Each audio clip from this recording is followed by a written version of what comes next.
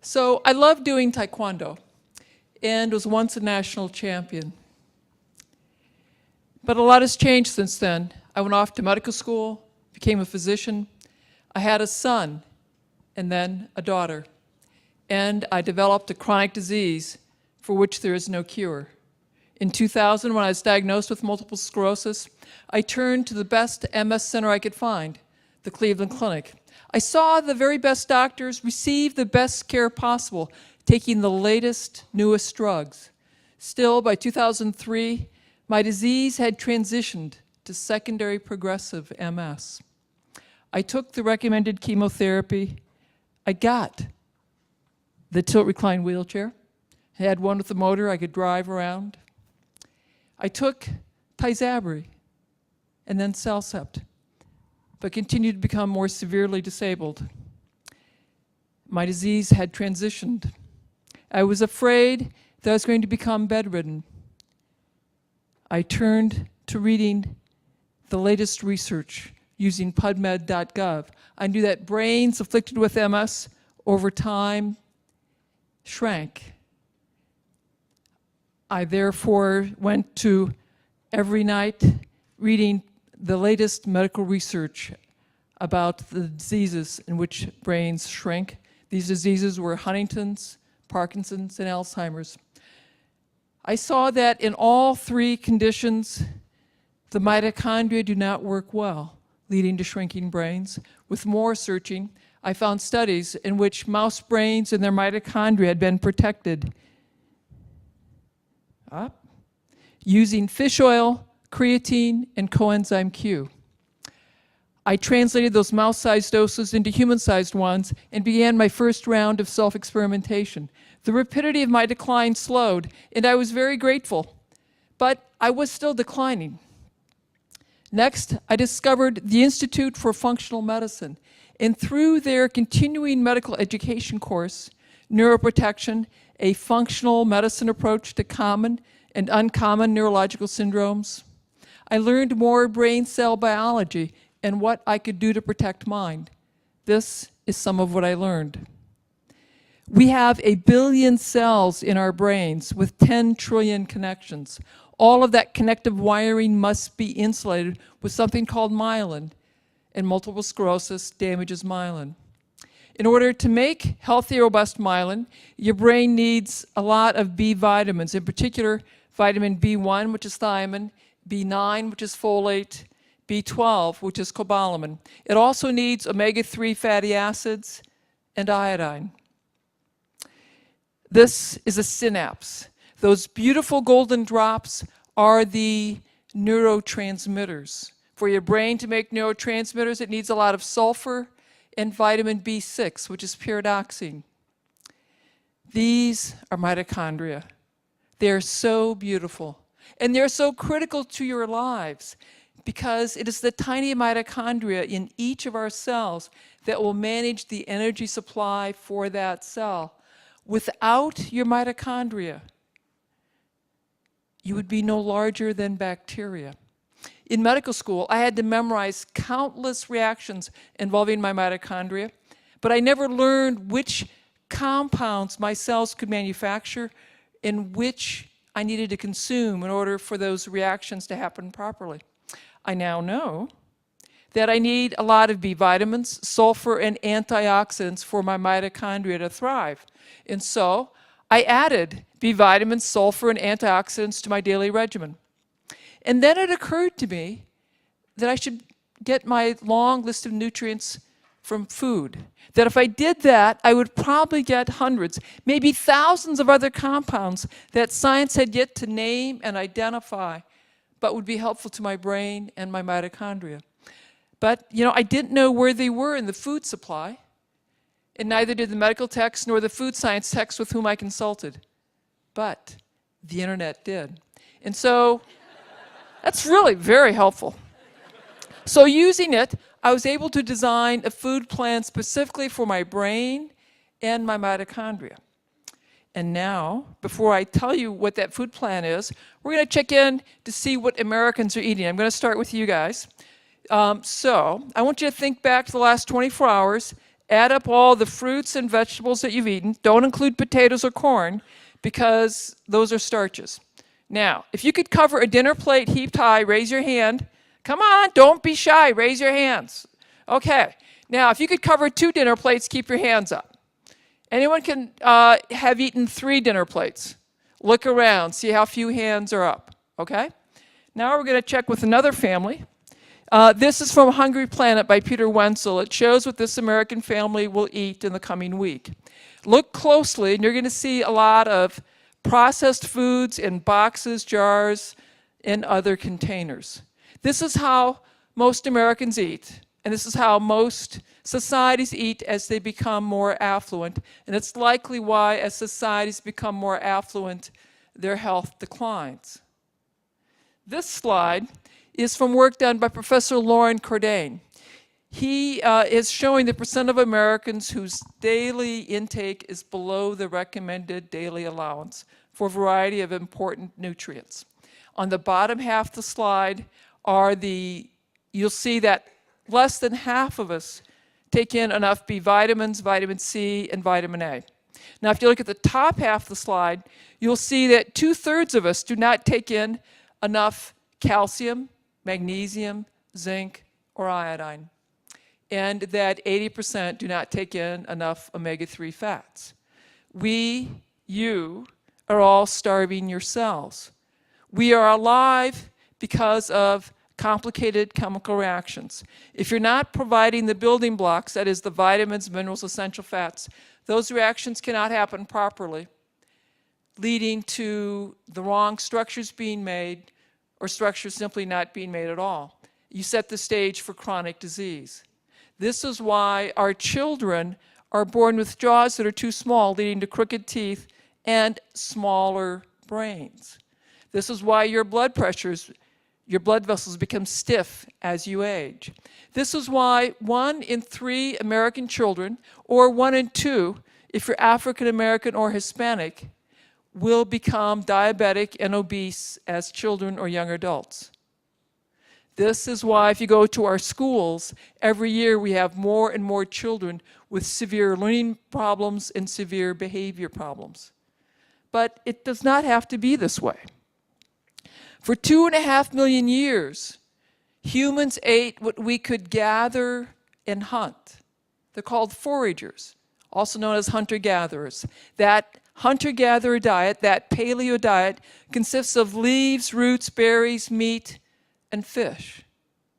It's locally obtained, fresh, in season, and of course, organic. The Inuits in the far north ate very differently than the Africans on the savannah. And yet, when scientists have analyzed these hunter-gatherer diets, they exceed the recommended daily allowance 2 to 10-fold, depending on the nutrient. These ancient peoples know more about eating for optimal health and vitality than we physicians and we scientists. The hunter-gatherer diet has more nutrition than the American Heart Association diet, more nutrition than the American Diabetes Association diet, and more nutrition than the USDA food pyramid diet. I therefore started with a hunter-gatherer diet. I used those concepts, but I structured it to be sure I was getting the nutrition, the vitamins, minerals, nutrients that I identified as critical to my brain cells and my mitochondria. That diet is this: 3 cups of green leaves, 3 cups of sulfur-rich vegetables, 3 cups of bright color, grass-fed meat, organ meat, and seaweed. 3 cups is a dinner plate heaped high. I start with greens because they are rich in B vitamins, vitamins A, C, K, and minerals. And those are 2 types of kale. Kale has the most nutrition per calorie of any plant. The B vitamins will protect your brain cells and your mitochondria. Vitamins A and C support your immune cells. Vitamin K keeps your blood vessels and bones healthy. And minerals are cofactors for hundreds of different enzymes in your bodies. Plus, having a plate full of daily greens will dramatically lower your risk of cataracts and macular degeneration, a leading cause of blindness in the US. So, have more kale, more parsley, more cooked greens, have more smoothies and greens, have dehydrated or kale chips, which are so delicious. My teenage daughter and her friends love them. I want you to have 3 cups, a plate full of sulfur-rich vegetables every day. Your brain and your mitochondria need sulfur. Your liver and kidney need sulfur so they can remove toxins from your bloodstream. The cabbage family is rich in sulfur. That includes cabbage, broccoli, cauliflower, Brussels sprouts, turnips, rutabagas, radishes, collards, and kale. The onion family is also rich in sulfur. Onions, garlic, leeks, chives, shallots, and so are mushrooms and asparagus. I also want you to have a plate, 3 cups, preferably 3 different colors every single day. Colors are flavonoids and polyphenols. These are potent antioxidants that will support your retina, your mitochondria, your brain cells, and the removal of toxins. You can get your colors from vegetables like beets, carrots, peppers, red cabbage, or you can get them from berries and brightly colored fruits like peaches and oranges. I want you to have high-quality protein that's rich in omega-3 fatty acids. Omega-3 fatty acids are very important to insulate that wiring in your brain. It's also critical for the development of your jaws so you can have straight teeth and a larger brain. Therefore, have wild fish, in particular salmon and herring. Also have grass-fed meat every day. Our ancient societies all valued organ meats. And organ meats are concentrated sources of vitamins, minerals, and coenzyme Q. They are particularly potent at supporting your mitochondria. Therefore, have organ meats like liver and onion, heart, tongue, gizzards, sweetbreads once a week. The ancients would travel great distances or trade to ensure access to seaweed. Seaweed is a rich source of iodine and selenium. Your brain needs iodine to make myelin, the insulation for the wiring. It also needs iodine to remove toxins, in particular mercury, lead, and heavy metals. And adequate iodine lowers your risk of breast cancer and prostate cancer. Studies have shown that 80% of Americans have a relatively low iodine. Therefore, have seaweed at least once a week to ensure and maintain adequate iodine levels. Most Americans can't imagine eating 9 cups, 3 platefuls of vegetables and berries every day. But if you will commit to having 9 cups of these incredibly healthy, wonderful for you vegetables and berries every day, before you have grain, potatoes, dairy, you will have dramatically increased the vitamin and mineral content of your diet. Plus, you will have dramatically lowered the risk of food allergies. Food allergies and food sensitivities are far more common than we realize. They're difficult to diagnose, and in particular, sensitivity to gluten, the protein in wheat, rye, and barley, and to dairy, the casein protein in dairy, is associated with a wide variety of health problems, including but not limited to eczema, asthma, allergies, infertility, irritable bowel, fibromyalgia, chronic fatigue, arthritis, chronic headache, neurological problems, and behavior problems. Yes, it will cost more to eat these beautiful vegetables and berries. But I assure you, you are going to pay the price. You will pay the price now for food that restores your health and vitality, or you pay the price for doctor's visits, prescription drugs, surgeries, missed time from work, early retirement, and nursing home care. The choice is yours. Okay, 7 years, I got the best care, the latest, newest drugs, and continue to get more disabled. By November of 2007, I could not sit in a chair like you are now. I had to be reclined in a zero-gravity chair like this at home or at work or in bed. I could walk short distances using 2 canes. I was losing my keys, my phones. I was having nightmares that my chief of staff had pulled my clinical privileges. That is when I designed a diet specifically for my brain cells and my mitochondria. That's when I became a modern-day hunter-gatherer. 3 months later, I could walk between exam rooms using one cane. The month after that, I could walk throughout the hospital without a cane. At 5 months, I got on my bike for the first time in a decade, and I pedaled around the block. 9 months into my new way of eating, I pedaled 18 miles. The following year, I did a trail ride in the Canadian Rockies. I am the canary in the coal mine, here as a warning to all of you. We have a choice. We can continue to eat that delicious, convenient, tasty, processed food and watch ourselves and our children grow steadily more overweight, depressed, and diabetic. Or we can continue to watch healthcare costs balloon out of control, bankrupting us individually and collectively as a country.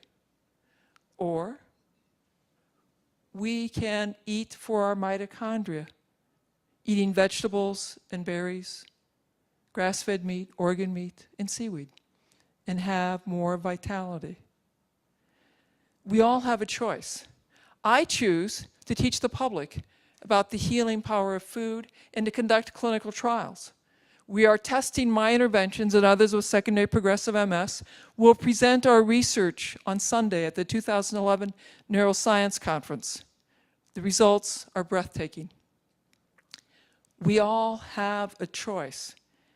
I challenge you to become modern-day hunter-gatherers and eat for your mitochondria and become ambassadors for your mitochondria. For if I can rise up from a tilt-recline wheelchair doing this, imagine what eating for your mitochondria can do for you, your family, your country, your community, your world.